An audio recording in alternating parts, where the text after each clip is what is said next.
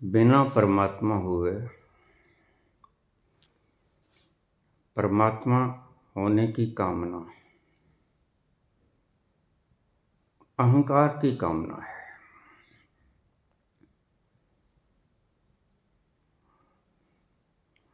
बिना कुछ खोए परमात्मा होने की कामना अहंकार की कामना है।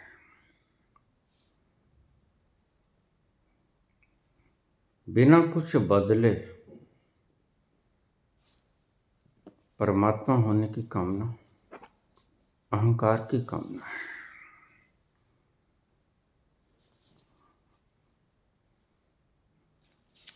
बिना छिदे, बिना जले, बिना कटे, बिना सूखे परमात्मा होने की कामना अहंकार की कामना है। और आज अगर ये सारा संसार नकली भगवानों से भरा पड़ा है तो इसमें कोई आश्चर्य नहीं।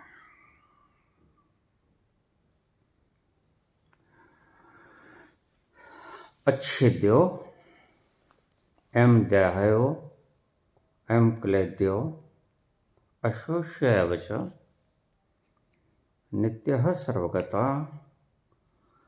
स्थानुर चलो अयम सनातना।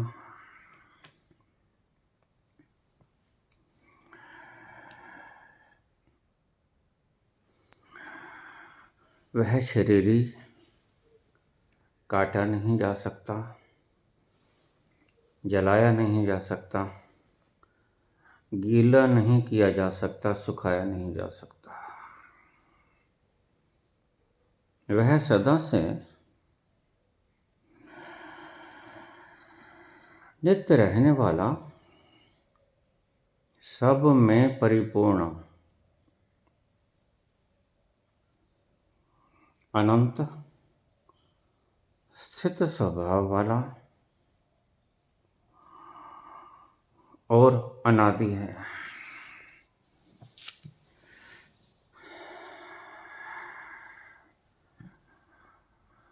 बिल्कुल वही जो पहले श्लोक में था। 23वां श्लोक, नैनम छिदन्ति शस्त्राणि, वही अर्थ हैं इसके। एक शब्द रह गया, स्थिर स्वभाव वाला।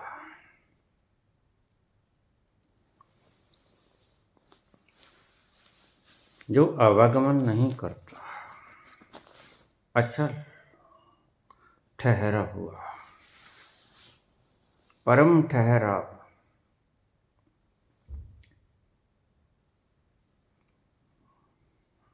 अहंकार की कामना है कि मैं कुछ गंवाऊं ना और मैं परमात्मा हो जाऊं। मैं कटूं ना, मैं गलूं ना, मैं जलूं ना। ये वासनाएं, ये आकांक्षाएं, कामनाएं साथ लिए लिए तुम परमात्मा होना चाहते हो, ये कभी नहीं हो सकेगा। तुम चाहते हो मैं भागता दौड़ता रहूं, हिल स्टेशन पे जाता रहूं, भोग भोगता रहूं, झूमता रहूं, नाचता रहूं, जश्न मनाता रहूं।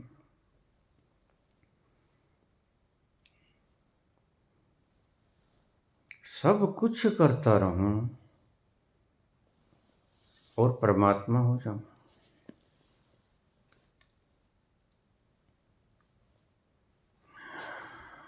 स्थिर स्वभाव वाला, जो अस्थिर नहीं होता, चलायमान नहीं होता, ये इसमें कुछ अलग है। स्थिर है वो,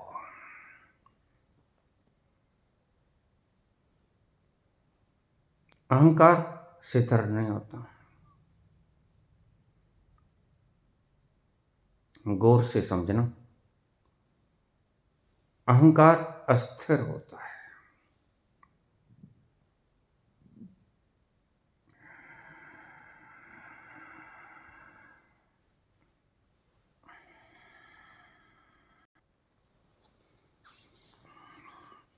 मन लोभी मन लालची, मन चंचल मन चोर, ये सब मन के स्वभाव है। मन के मते न चालिए, पलक पलक मन और।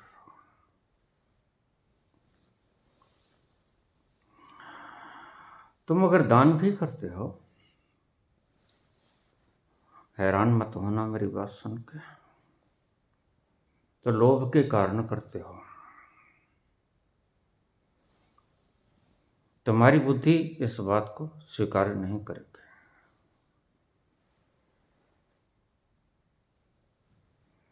लेकिन मेरा अनुभव ये कहता है, संत का अनुभव ये कहता है, मन लोभी मन लालची, मन चंचल मन चोर।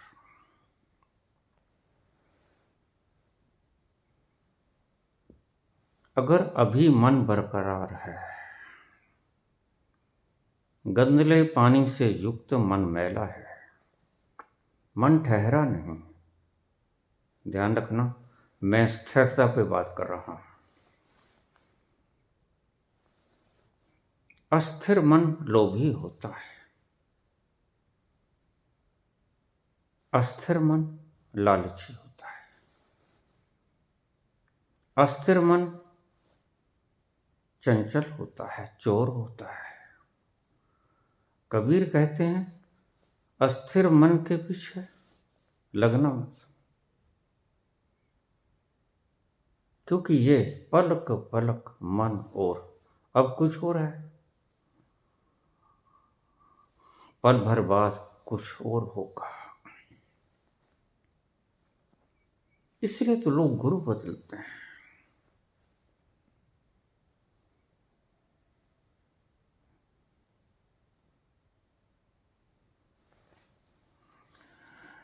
इस गुरु में कुछ नहीं मिला, उस गुरु में मिल जाएगा। दूर के ढोल सामने, और गुरु भी लालच देता है तुम्हें।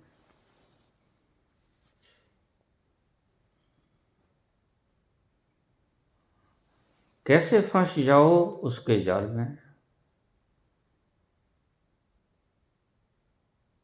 गुरु पूरा संसार रचता है, जाल फैलाता है।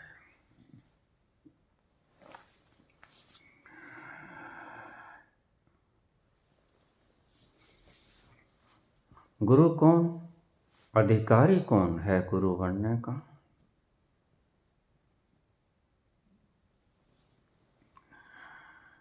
जिसकी कोई जरूरत भी ना रही।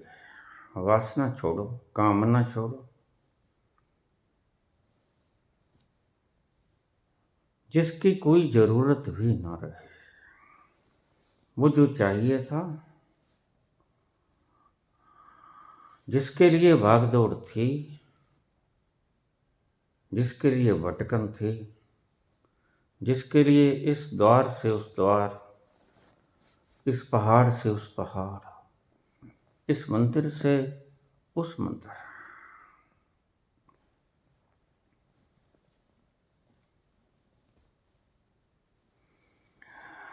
सब जगह गया लेकिन नहीं मिला।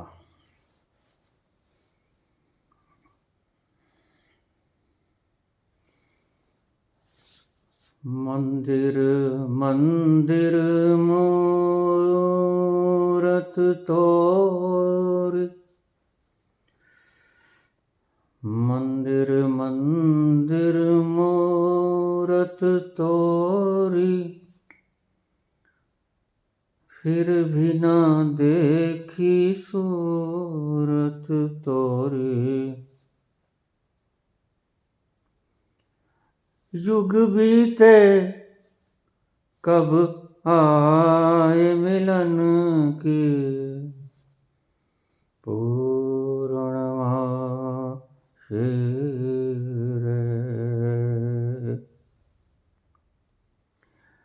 युग बीते कब आए मिलन की पूर्णमासी रे।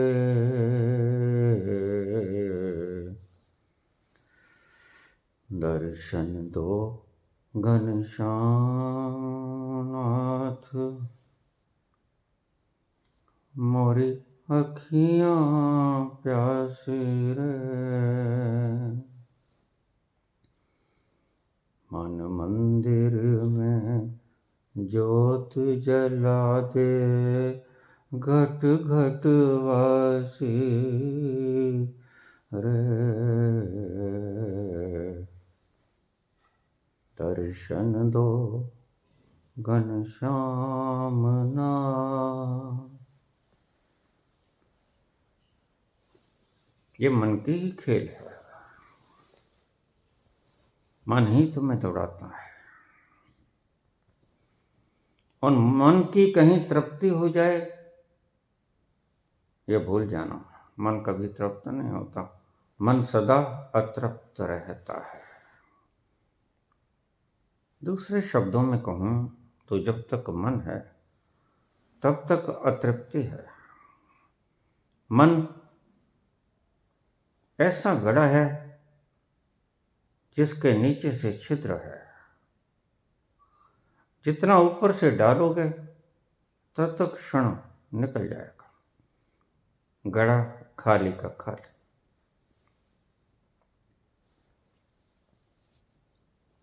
सच्चे गुरु की पहचान क्या है?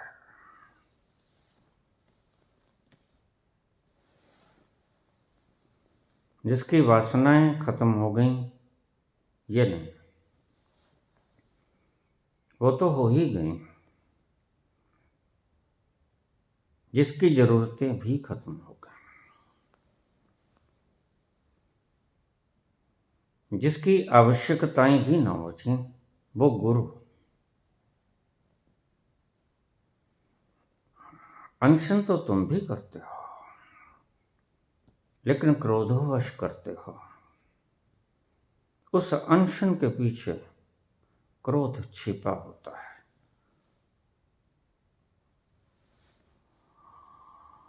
और अनशन भगवान महावीर भी करते हैं, लेकिन उसके भीतर क्रोध नहीं छिपा होता। तुम्हारे अनशन के पीछे मांग है, महावीर के अनशन के पीछे कोई मांग नहीं। महावीर का अनशन शुद्ध है। उसका ये कारण है कि उसकी जरूरत कोई बची नहीं।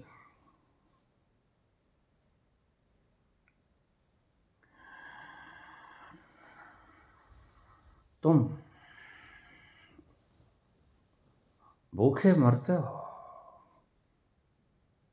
तो पीछे उसके बहुत सी वासनाएं खड़ी हैं, जिससे तुम व्रत कह देते हो। लेकिन व्रत भूखे मरने का नाम, पीछे वासनाएं खड़ी हैं।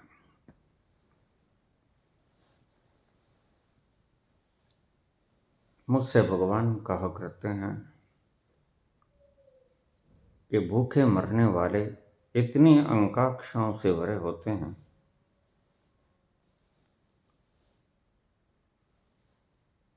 इतनी आकांक्षाओं से तो आम गृहस्थ व्यक्ति बड़ा नहीं होता। जमाने भर की आकांक्षाएं इनके भीतर होती हैं, वही इनको भूखे मरने पे मजबूर कर देती हैं। अन्यथा किसका दिल करता है कि भूखे मरे? तुम्हारा त्याग त्याग नहीं है, बड़ी मांग के कारण त्याग है। त्याग के पीछे बड़ी मांग खड़ी है।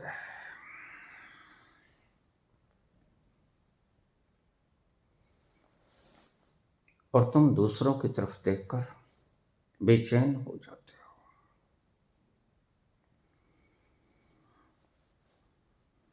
जाने वो कैसे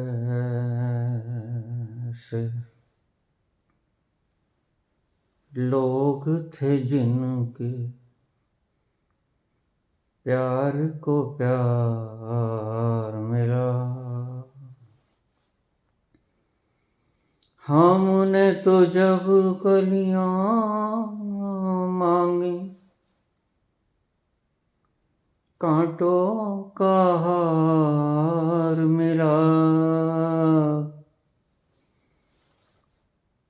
जाने वो कैसे लोग थे जिनके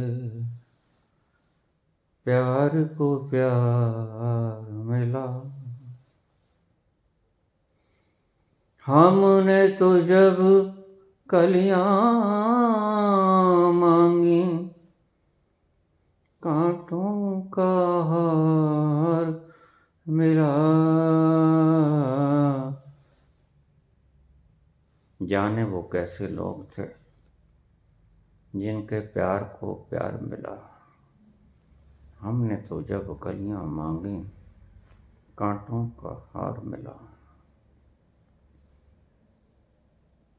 ये मांग ही तड़पाती है तुम्हें,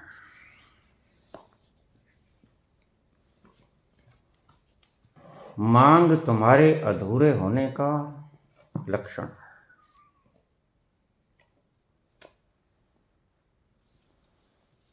अधूरा व्यक्ति सदा मांगता ही रहता है। इसलिए संतों ने एक तरकीब निकाली थी। उन्होंने विरोधी कार्य प्रणालियां विकसित कर दी। तुम लोभी हो तो दान करो, लोभ के विरुद्ध दान खड़ा कर दिया। इसलिए दान की इतने महिमा सनातन में। ज्यादा लोभी रहे होंगे लोग।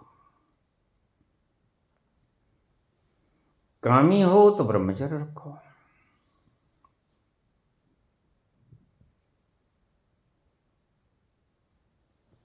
हर चीज का विपरीत पहलू खड़ा कर दिया गया ताकि तराजू बैलेंस रहे। एक अति पर न जाए पेंडुलम, मध्य में ठहर जाए।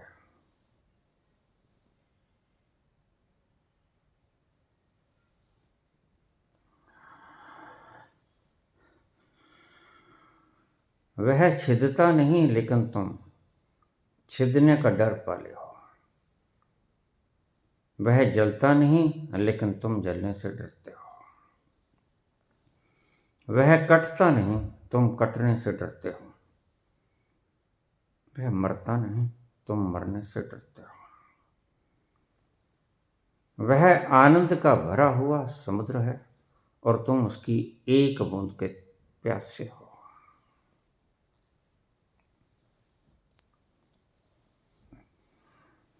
तू प्यार का सागर है, तू प्यार का सागर है, तेरी एक बूंद के प्यासे हम। तू प्यार का सागर है, लोटा जो दिया तूने, लोटा जो दिया तूने,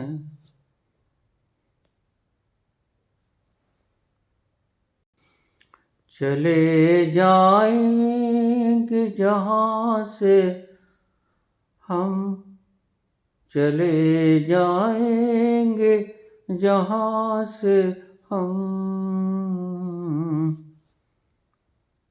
तुम प्यार का सागर है,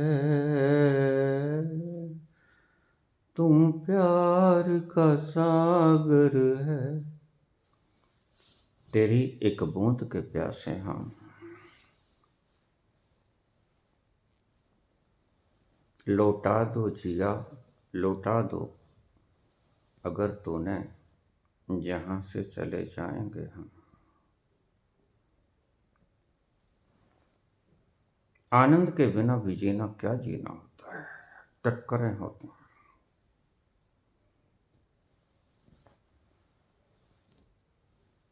संत जब देखता है अपने पुरातन जीवन को,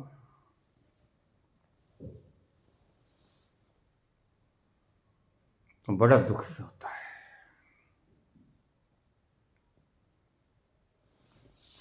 बेवजह जो इतनी देर लगाई,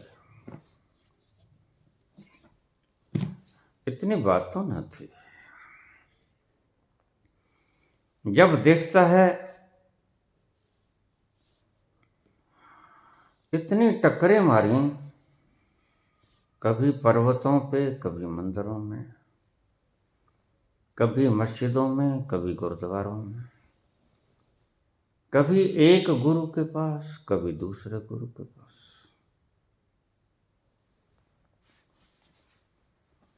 मन का भटकाव इसका मुख्य कारण है। मन का स्वभाव भी भटकना। क्या किया जाए ऐसे में? उस तत्व की बात करते हैं भगवान कृष्ण, वहां पहुंच जाओ जो जलता नहीं, कटता नहीं, जो गलता नहीं, जो सूखता नहीं। लेकिन पहुंचे कैसे? मन की गिरफ्त से छूटकर। इस मूल मंत्र को आप लिख लेना। ये जो बात करते हैं 23वें और 24वें श्लोक में दूसरे अध्याय के भगवान श्री कृष्ण, वह छिदता नहीं, वह गलता नहीं, वह सूखता नहीं, वह मरता नहीं।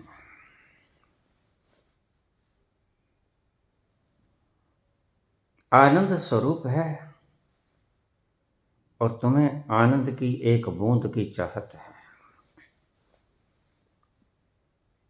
तो जब देखता है संत पहुंच के अपनी मंजिल पे अपने पुरातन जीवनों को, तो पाता है नाहक ही इतने परेशान हुए, बात तो कुछ भी न थी।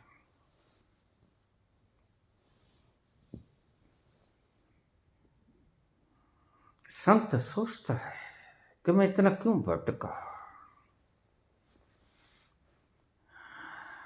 सभी जो अच्छे कर्म शास्त्रों में बताए, संत जनों ने बताए, वो मैंने किए।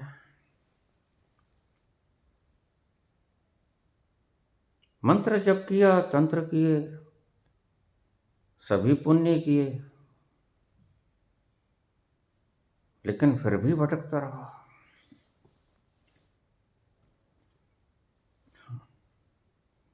बिल्कुल ठीक है।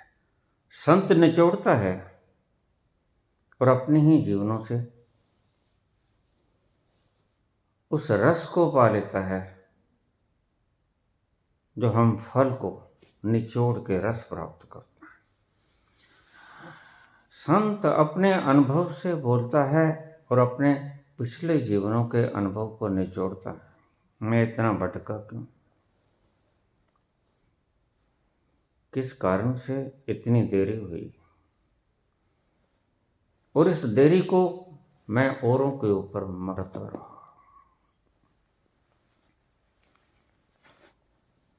औरों के ऊपर मरता रहा, क्योंकि मन कभी जिम्मेवारी खुद उठाना नहीं चाहता। मन चाहता है इसकी जिम्मेवारी दूसरों पे थोप दूं और स्वयं मुक्त हो जाऊं। यह मन का आंतरिक स्वभाव है।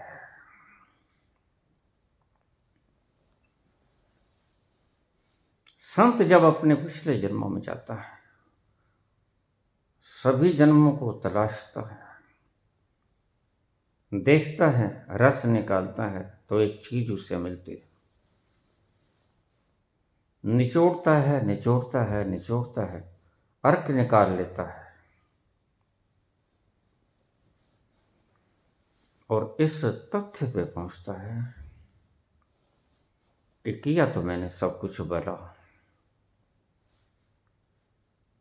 सब पुण्य किए जो शास्त्रों में वर्णित थे, जो गुरुओं के द्वारा कहे गए थे, जो सुने थे, जो पढ़े थे, लेकिन पहुंचा क्यों नहीं? सब किया, लेकिन उस करने को अहंकार बना लिया। संतों ने बताया था वह करने के लिए कि तुम्हारा अहंकार जड़े। आज 20 है तो कल 19 हो जाए, परसों 18 हो जाए और फिर 17 हो जाए, एक दिन 0 हो जाए। लेकिन हुआ उल्टा, दान किया, आज 20 है कल 21 हो गया। जो तुम पहले थे साथ में दानी भी हो गए, बड़े दानी हो गए, फूल के कुप्पा हो गए। अगर ऐसा है जो कि है, तो फिर चिल्लाना मत,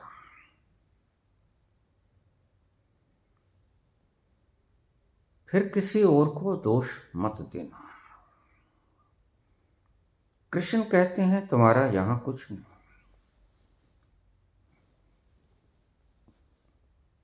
अगर तुम दान करके कहते हो मैंने दान किया, तो यह तुम्हारे अहंकार को बढ़ाएगा, क्योंकि ये सत्य नहीं।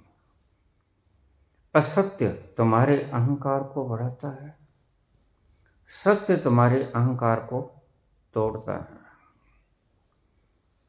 इस शब्द को फिर सुन लेना। असत्य तुम्हारे अहंकार को बढ़ाता है। तुम दान करते हो, है तुम्हारा कुछ भी नहीं, कमाया होगा, बनाया नहीं, है परमात्मा का, इसलिए उसे मालिक कहते हैं। जिसका माल है वह मालिक। दान तुमने अपने हाथों से कर दिया और फूल के कुप्पा हो गए, तो संत देखता है कि मैं क्यों भटका, क्योंकि पहुंचने के बाद उसके भीतर एक नई वासना जगती है, किसी किसी के, प्रत्येक के नहीं।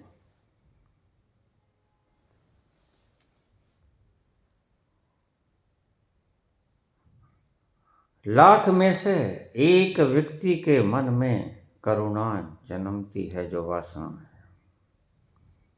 वासनाएं टूट गईं, वासनाएं छूट गईं, मटका फूट गया, लेकिन एक वासना उसके भीतर जन्मती है, जो कि उसके खुद की जन्माई हुई है। वह खुद ही जन्माता है इन वासनाओं को, कारण अंधों को रास्ता दिखलाता रहे।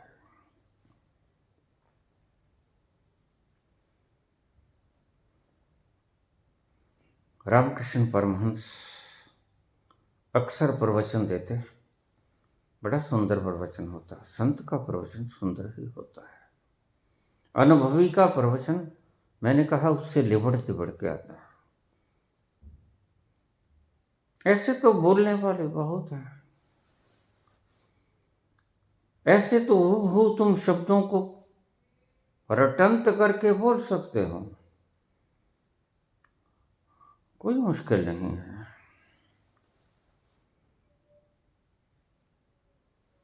जो किसी ने बोल दिया एक बार, वो तोता रटंत है, तुम फिर से दोहरा सकते हो,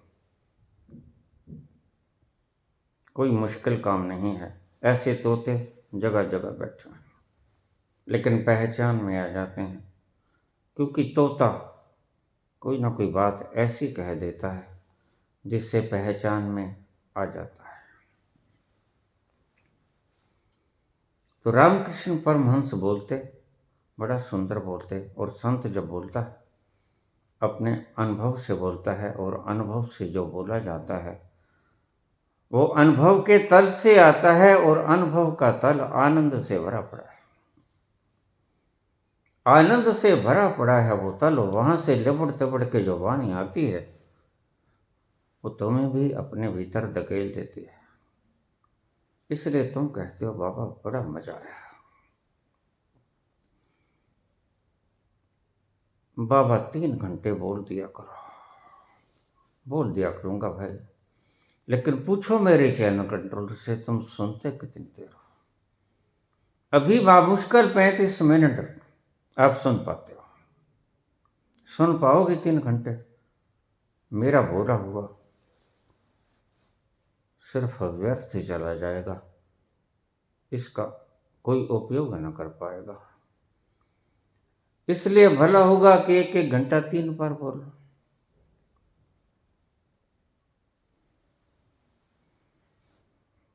तो बोलते बड़ा प्यारा लगता, बहुत लोग दूर दूर से आते सुनने। आना ही पड़ता है, कुएं के पास कितना ही दूर हो।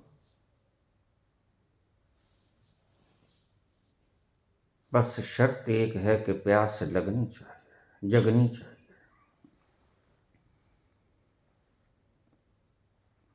अगर प्यास जग गई है, उस एक बूंद की प्यास जग गई है, तो तुम कुएं को ढूंढने निकल जाओगे। और बोलते बोलते बीच में से उठ के रसोई में चले जाते। शारदा क्या बनाया है सब्जी? भला देखूं तो सब्जी का पतीला उठाते, हाँ हाँ बड़ी सुंदर खुशबू, जल्दी डाल दे। प्रवचन आधा छोड़ के आया। रोज का काम था रामकृष्ण का। शारदा तंग आ गई।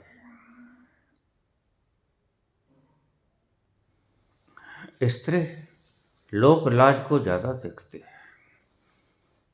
अगर स्त्री ना होती तो समाज ना बनता। अकेला मनुष्य समाज नहीं बना सकता। ये जो समाज बने हैं स्त्री के कारण बने हैं, क्योंकि स्त्री निभा सकती है लोक लाज को। आदमी बड़ा उच्छृंखल होता है, स्वच्छंद होता है। आदमी किसी समाज की परवाह नहीं करता। समाज बनाती है स्त्री अपने शारीरिक और मानसिक गुणों के कारण, दोषों के कारण।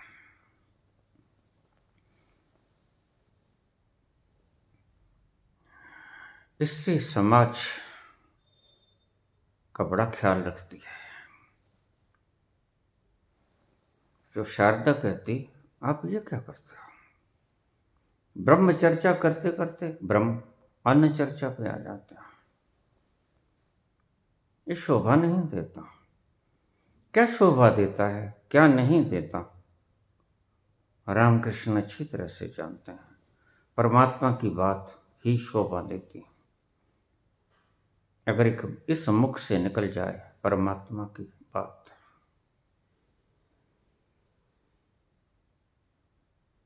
तो ये मुख शोभायमान है।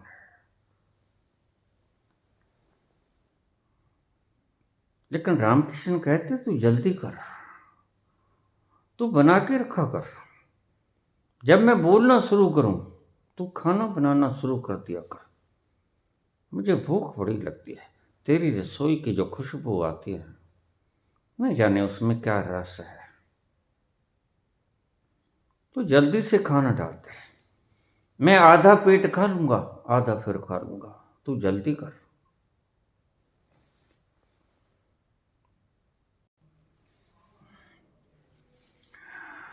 एक दिन शारदा को बड़ा गुस्सा आया, कुपित हो गए।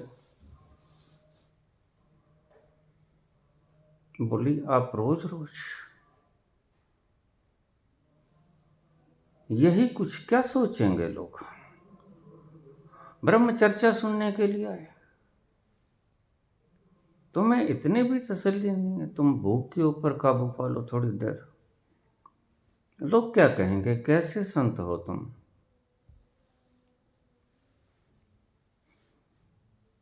चले गए रामकृष्ण, गुस्सा होकर चले गए।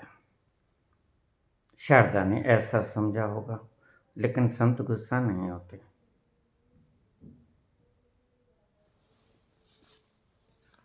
उनका गुस्सा होना भी तुम्हें कुछ सबक सिखाने के लिए होता है। प्रवचन समाप्त हुआ, सब चले गए तो शारदा ने आगे पांव पकड़ लिया, थाली रख दी कि आप तो गुस्सा मान गए। नहीं नहीं शारदा, गुस्सा नहीं माना। ले सुन ले मेरी बात। आज जिस दिन मैं खाने नहीं आया और तू भोजन की थाली लेकर मेरे पास आ गई, और शारदा मैंने मुंह मोड़ लिया, बस मेरी जिंदगी उस दिन 72 घंटे की मेहमान। 3 दिन के बाद मेरा ये शरीर विदा हो जाएगा, मर जाएगा ये शरीर, छोड़ दूंगा इसको। जिस दिन तू आ गई और मैं खाने ना आया,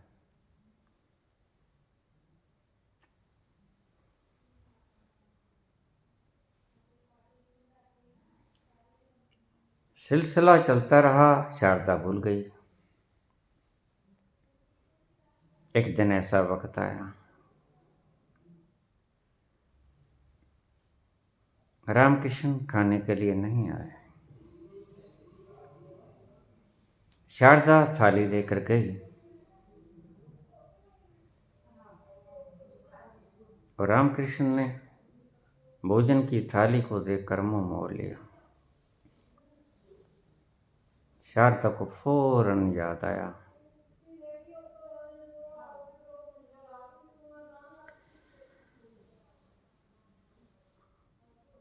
थाली हाथ से छूट गई, छन छना कर गिर पड़ी नीचे, बिखर गया सब कुछ। भोजन भी बिखर गया, तमन्नाएं भी बिखर गईं, जीवन बिखर गया। जैसे याद आए वो शब्द, तू थाली लेके आएगी, मैं मुंह फेर लूंगा, बस 72 घंटे शेष।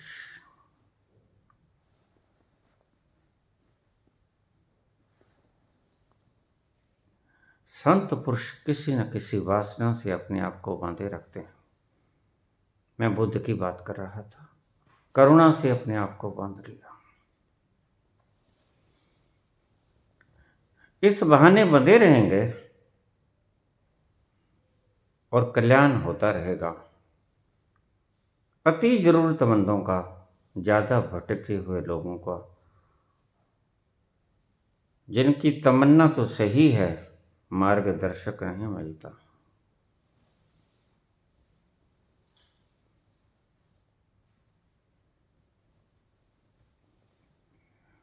उनको अपनी तरंगों से मार्ग दिखाते रहेंगे।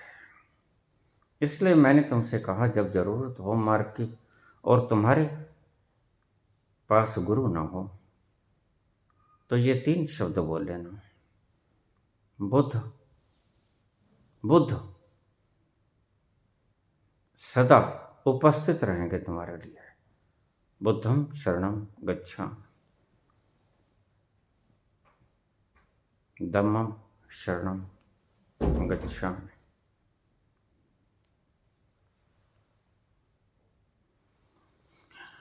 संघम शरणम गच्छामि। मैंने कल भी बताया था कि बुद्ध के साथ 131 निर्वाण प्राप्त लोग हर वक्त रहते हैं।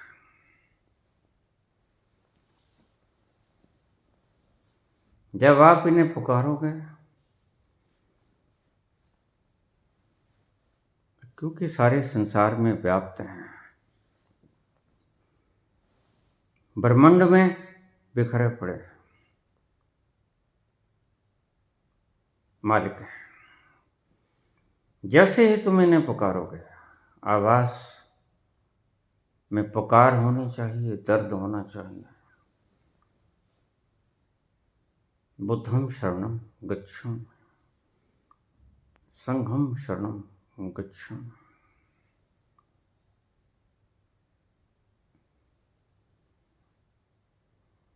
धम्मम शरणम गच्छामि।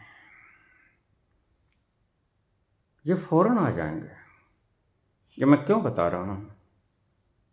हमारी गैर मौजूदगी में तुम्हें काम आएगा। अब एक और तुम्हें चीज़ बता दूँ, तुम्हारे काम आएगी। हम चले जाएंगे, तुम्हारे काम आएगी। जितना ज्ञान होने से पहले वासनाओं को भगाना मुश्किल होता है, ध्यान से समझना। जितना ज्ञान होने से पहले हु एम आई, वासनाओं को भगाना मुश्किल होता है, उतना ही ज्ञान होने के बाद वासनाओं को रखना मुश्किल होता है, वरन उससे भी ज़्यादा मुश्किल होता है। पता चल गया मैं कौन हूँ, वासनाएं भाग भाग जाएंगी, दौड़ेंगे, टूटेंगे, लेकिन उस अवस्था में वासना को बचाए रखना भी एक दुष्कर काम है। बुद्ध जैसे लोग इन्हें बचा सकते हैं। ये बड़ा बृहत कार्य है मानवता के लिए। इतनी करुणा है उनके मन में। प्रत्येक व्यक्ति के मन में ऐसी बात होती नहीं, वैसे जंजाल से छूट जाना चाहता है। इसलिए इस मामले में मैं बुद्ध को बड़ा आदर देता हूँ।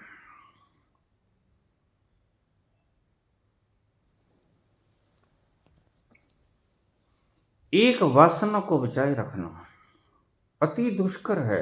जैसे अभी तुम तड़पते हो वासनाओं से मुक्ति के लिए, बुद्ध को भी तड़पना पड़ता है वासनाएं लेने के लिए। वासनाएं दूर दूर छिटक जाती हैं, लेकिन उन्हें अपनी गिरफ्त में रखना पड़ता है। यह भी अति मुश्किल है। ये दोनों ही चीज़ें मुश्किल हैं। तुम्हारे लिए वासनाओं से छूटना मुश्किल, और बुद्ध के लिए वासनाओं को बुलाना मुश्किल।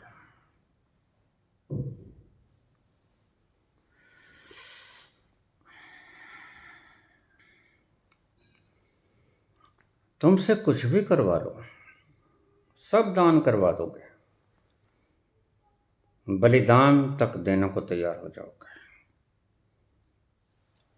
लेकिन एक चीज़ कुर्बान न कर सकोगे कि मैंने बलिदान किया, मैंने दान किया या मैंने बलिदान किया।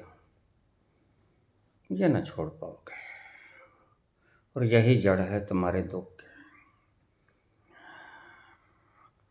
भटकते फिरो इस कंदरा से उस कंदरा की ओर, मैदानी इलाकों से पहाड़ों की ओर।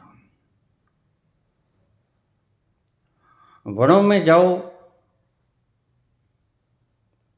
कंदराओं में जाओ, मैदानों में आ जाओ, तीर्थों पर चले जाओ। संत जो कहेगा तुम कर दोगे। सब छोड़ दोगे, लेकिन एक चीज न छोड़ पाओगे, और वही तो स्वाद देती है तुम्हें। उसको ही छोड़ दिया तो तुम दान न कर पाओगे। संत यही कहते हैं कि दायां हाथ दे, बाएं को पता न चले। तुम दान का स्वाद मत लेने लग जाना, बुरे फंस जाओगे। तुमने देखा 40,000 करोड़ रुपए की प्रॉपर्टी छोड़कर एक बच्चा, एक वयस्क जैन मुनि हो गया। 40,000 करोड़ छोड़ सकता है, लेकिन मैं छोड़कर जैन मुनि बना, ये नहीं छोड़ सकता। ये बड़ा मुश्किल है, और यही जड़ है दुख की। तुम अगर दुखी हो तो मुझसे मत पूछना मैं दुखी क्यों हूं। अपने भीतर थोड़ा सा झांक के देख लेना, कहीं मेरे अच्छे कर्मों का इतनी गहरी लकीर तो नहीं छप गई है जिससे मैं दुखी हूं। ये लकीर नहीं होती, ये घाव होता है तुम्हारे हृदय पर, जो तुम्हें तड़पाता रहता है।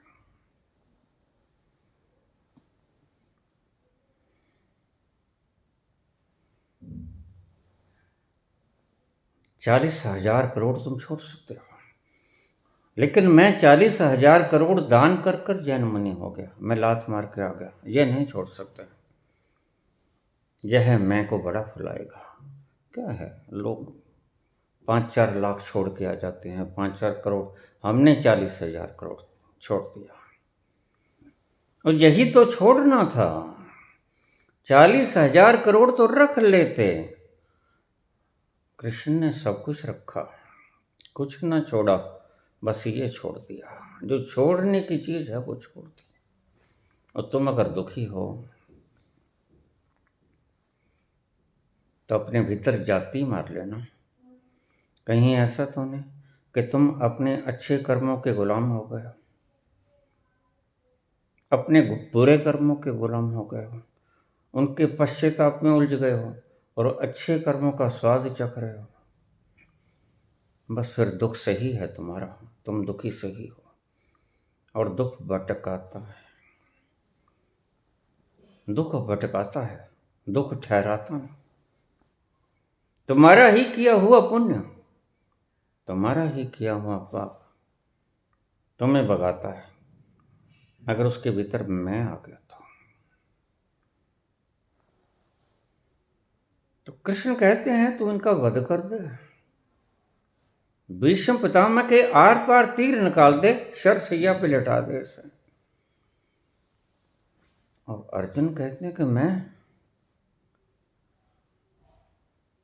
हत्यारा नहीं बनना चाहता, दानी बन सकता हूं, छोड़ छाड़ के चला जाऊंगा, वनों में निकल जाऊंगा, तब करूंगा, वध नहीं करूंगा। यही मुश्किलात है और इसी मुश्किलातों को हल करते हैं गीता में कृष्ण। कृष्ण कहते वो तो कोई भी कर लेगा,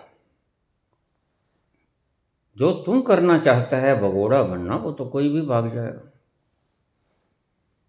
लेकिन बात जो मैं कहता हूं वो सुन गौर से, तो इसका वध कर, क्योंकि ये वध करने के योग्य हैं। देयर लाभ है तुम्हारा, और जो वध करने के योग्य हैं उनका वध करना ही पड़ेगा।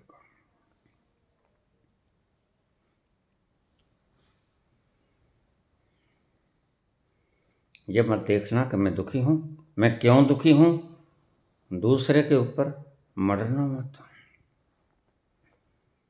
अपने भीतर जाति मार लेना, कहीं ऐसा तो नहीं तुम्हारा पुण्य कर्म ही तुम्हें बबूल बनकर जख्म देता हो, तड़पाता हो। कहीं तुम्हारा ये अच्छा कर्म जिंदगी भर की आफत न मोल ले आया हो। जिंदगी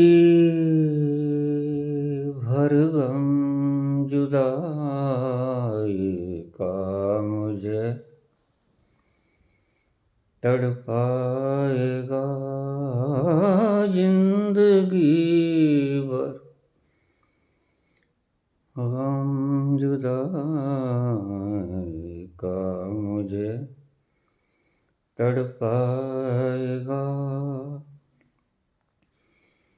हर नया मौसम पुराने याद लेकर आएगा, जिंदगी भर गम जुदाई का मुझे तड़पाएगा।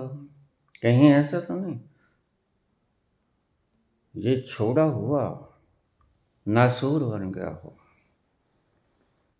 बस फिर तुम्हें तुम्हारी दुखती रग के ऊपर मैंने हाथ लगा दिया। इस रग की मरम पट्टी करो, इसको छोड़ दो। मैंने कहा तुम बलिदान कर सकते हो, लेकिन मैंने बलिदान किया, यह बहुत मुश्किल है। तुम 40,000 करोड़ छोड़ सकते हो, कोई बड़ी बात नहीं, लेकिन मैंने 40,000 करोड़ छोड़कर जैन मुनि बन गया, ये छोड़ना बड़ा मुश्किल है। ये जिंदगी भर तुम्हारा नासूर बन के रिश्ता रहेगा। हर नया मौसम पुरानी याद लेकर आएगा। मैंने छोड़े थे 40,000 करोड़। लाख लाख अपेक्षाएं तुम रखोगे इस 40,000 करोड़ के बदले। मुझे मान क्यों नहीं मिलता? मुझे आचार्य सम्राट की पदवी क्यों नहीं मिलती? दानवीर क्यों नहीं उपाधि से ग्रस्त कर दिया जाता? मुझे विभूषित क्यों नहीं होता मैं? क्यों नहीं लोग मेरा सम्मान करते? मेरे पांव दो धोखे क्यों नहीं पीते?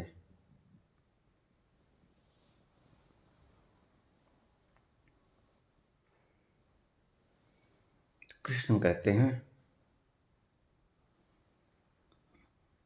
मान करने के बजाय तुम अपने भीतर उतर जाओ, कहीं भटको मत।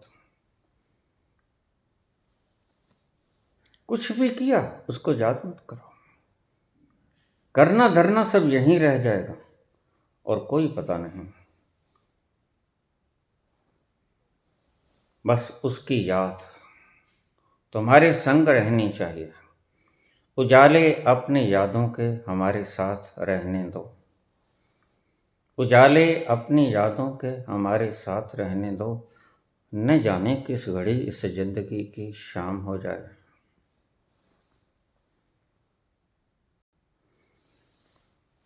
कौन जाने किस घड़ी वक्त का बदले मिजाज। सदा याद रखो, मेरा कुछ नहीं और मैं हूं ही। अगर तुम राम राम करने, राधे राधे करने के बजाय ऐसा अपने मन के भीतर भाव जगाते जाओगे तो ये तुम्हारे भीतर गहरे से गहरा उतरता जाएगा। यह एक मंत्र बन जाएगा तुम्हें छुटकारा दिलाने का। राधे राधे बेड़ियों से युक्त कर देगा तुम्हें। राम कृष्ण बेड़ियों से युक्त कर देगा उनका जाप।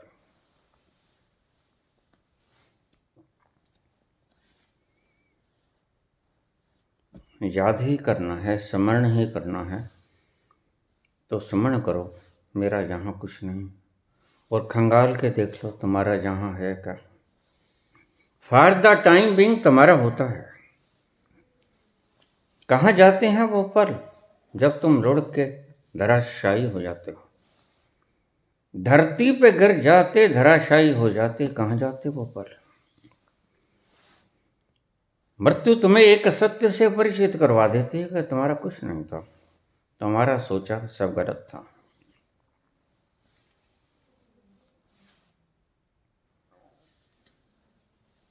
और उससे आगे चलते चलते जैसे जैसे गहरे चलते जाओगे ये एक सत्य है। और मैंने कहा सत्य को मान लेने में कोई हर्ज नहीं होता, क्योंकि आखिर में माना हुआ सत्य जान लिया जाएगा, वो इससे ही होगा। मानोगे कि ए अनार होता है, तुम पाओगे कि ए अनार होता है। सत्य को मान लेने में कोई हर्ज नहीं, क्योंकि आखिर में वो जान भी लिया जाएगा और तुम पाओगे कि ए अनार होता है। भाई ये सत्य है। तो मानने से सत्य को शुरू किया जाए तो कोई हर्ज नहीं, असत्य को मानने से शुरू किया जाए तो बड़ा हर्ज है। आज असत्य को मनाने वाले लोग बैठे हैं, दाढ़ियां पीली गई। मुझे लोग कहते हैं आप निंदा करते हो, मैं क्या नहीं, सत्य बतलाता हूं। सत्य में इनकी निंदा हो जाती है जो कि आलोचना होती है। खुली आंखों से देखा हुआ तथ्य आलोचना कहलाता है। लोचन जहां खुल जाएं जाके वो आलोचना कहलाती है। मैं सत्य बतलाता हूं, किसी के भावनाओं को ठेस लगे ना लगे, ठेस लगाने के लिए मैं नहीं बोलता, लग जाए बात लगे।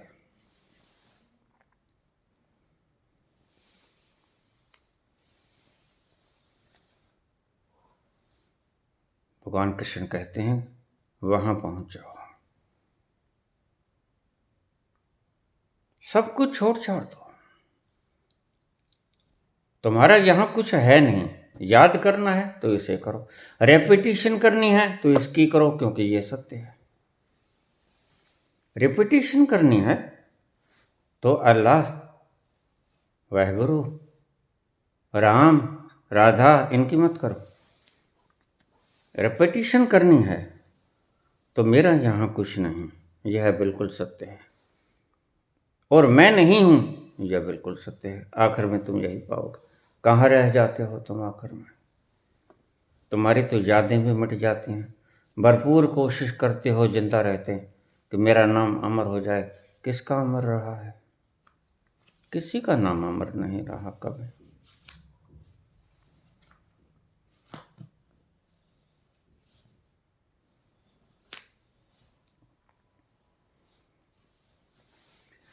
तेरे जैसे लाखों आए, लाखों इस माटी ने खाए, तेरे जैसे लाखों आए, लाखों इस माटी ने खाए, रहा ना नाम निशान रे बंदे, झूठी तेरी शान रे, मत कर तू अभिमान, मत कर तू अभिमान रे बंदे,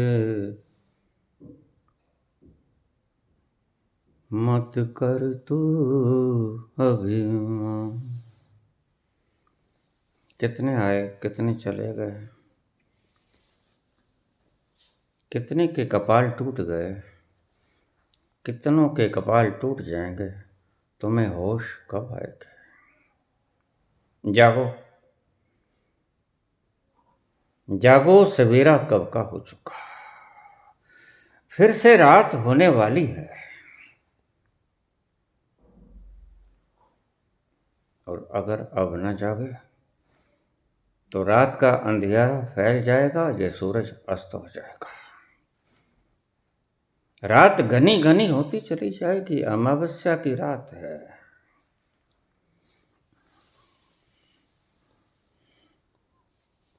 और कोई चांदनी का प्रकाश जुगनू की तरह भी दिखाई नहीं पड़ता। अभी वेला है जागने का, जाग जाओ।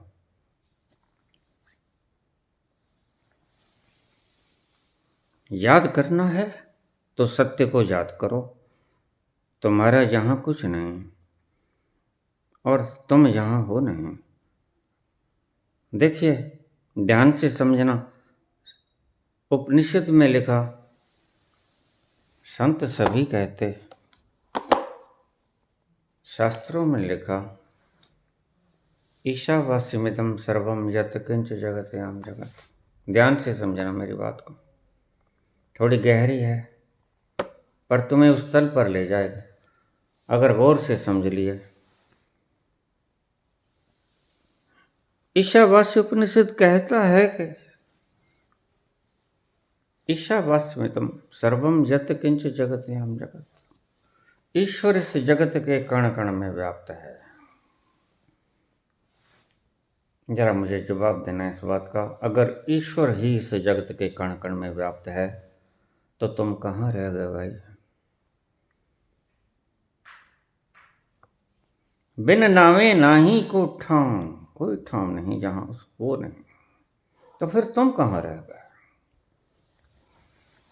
जरा गौर से सोचोगे तो सब बात समझ आ जाएगी। करोगे याद तो हर बात याद आएगी,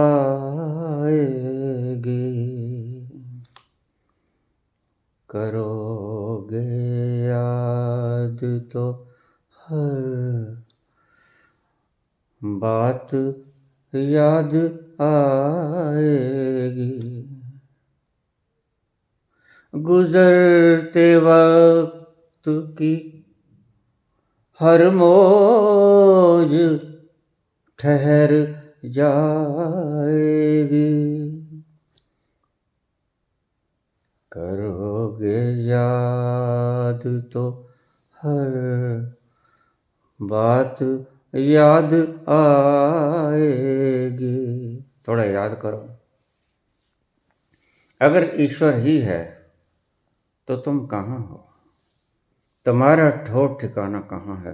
बिन नामे नाही को ठाम। सब जगह उसका ठिकाना है, तो तुम्हारा ठिकाना कहाँ है? जरा ढूंढो तो। यही मैंने कहा पिछले प्रवचन में। रमन कहते हैं वो आर यू, देखो तुम पाओगे कि मैं हूं नहीं।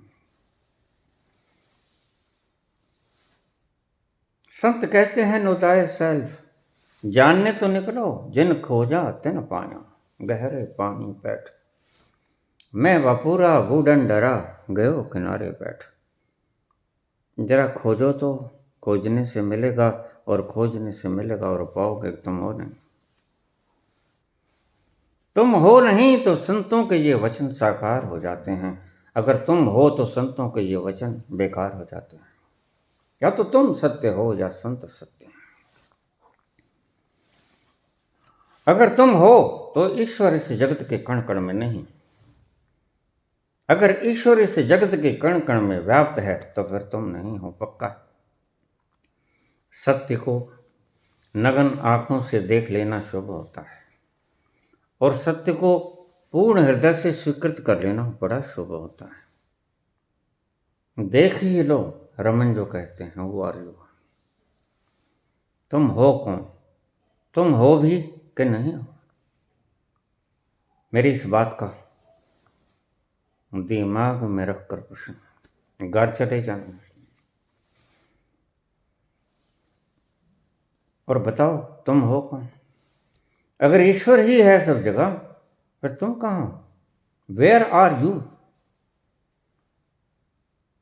या तो फिर ईश्वर हो सकता है या तुम हो सकते हो, दोनों तो नहीं हो सकते भाई। श्री कृष्ण गोविंद हरे मुरारी, हे नाथ नारायण वासुदेवा। श्री कृष्ण गोविंद हरे मुरारी, हे नाथ नारायण वासुदेवा। श्री कृष्ण गोविंद हरे मुरारी, हे नाथ नारायण वासुदेवा। श्री कृष्ण गोविंद हरे मुरारी, हे नाथ नारायण वासुदेवा। पितुमात स्वामी सखा हमारे, पितुमात स्वामी सखा हमारे, हे नाथ नारायण वासुदेवा। श्री कृष्ण गोविंद हरे मुरारी,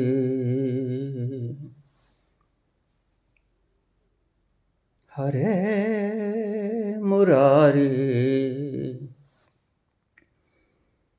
हे नाथ नारायण वासुदेवा। पितुमात स्वामी सखा हमारे, पितुमात स्वामी सखा हमारे हे नाथ नारायण वासुदेवा। श्री कृष्ण गोविंद हरे मुरारी। हे नाथ नारायण वासुदेव। धन्यवाद।